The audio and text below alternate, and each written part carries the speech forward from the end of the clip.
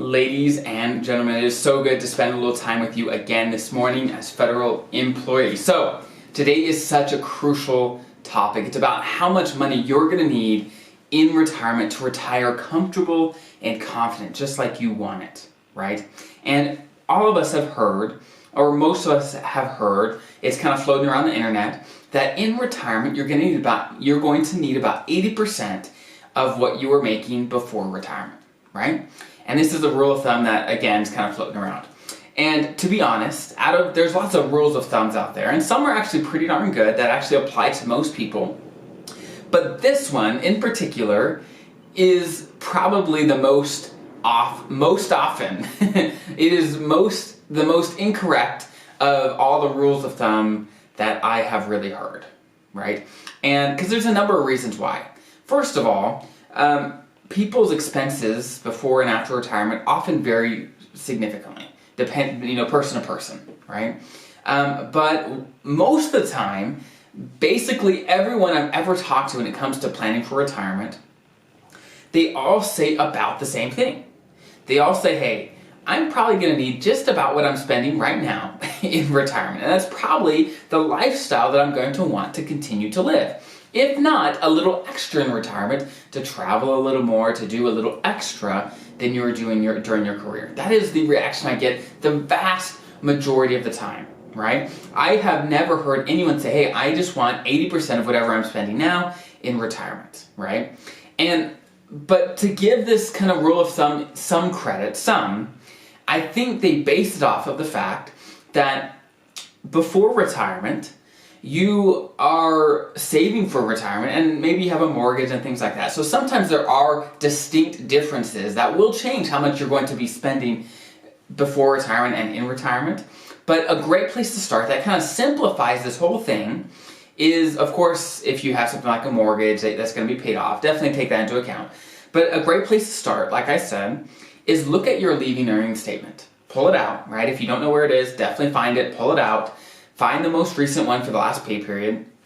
And on that, you're going to see your gross pay that you get every paycheck, right? But there's a few things that come out. First, deductions, right? Your health insurance, your life insurance, your taxes, your TSP contributions, all these things come out, right? And then you're left with what they call the net pay, right? And that's the amount that actually gets deposited into your checking account or savings account, whatever it is, your account every 2 weeks, right? That's the amount. And often that's the amount that people are trying to replace. That is the amount that they actually are going to want to spend in retirement. And so that's the place that we want to start. So for example, your gross pay in a year may be $100,000, but after all the deductions, it may be a much lower amount, okay? And so look at your net pay. Now, to kind of make sure we do this correctly, the next thing we have to do is look at your net retirement income, right? Because you want to compare net to net almost every single time. Because if we're looking at your net income now and saying, hey, I want about that amount in retirement, then you have to say, okay, this is my gross pension, but what's my net pension?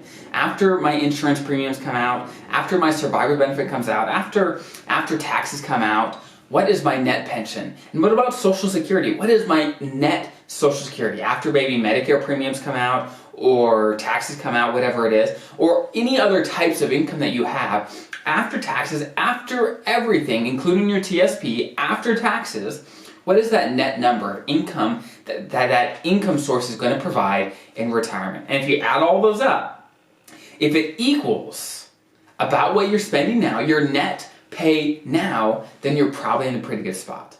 Again, then you want to look at, hey, when's my mortgage going to get paid off? Do I want to travel more? Do I want extra in retirement and things like that? But I think a great place to start is, what are you spending now? Your net pay. Because your net pay already takes into account savings into the TSP. It already takes into account taxes most often and lots of things like that. So it really nails down to what you are actually spending now. And if you're comfortable with that spending level, then you're probably going to be comfortable with it in retirement. So it's a good place to start. Again, everyone's situation is very different, but again, think about your situation and try to apply this into your situation to give you a good place to start. So I hope this is helpful. This is going to be a shorter one just to kind of pique your interest, to give you some thoughts and ideas of how to think through how much income you're going to need in retirement. So have an incredible rest of your day, and I'll see you next time.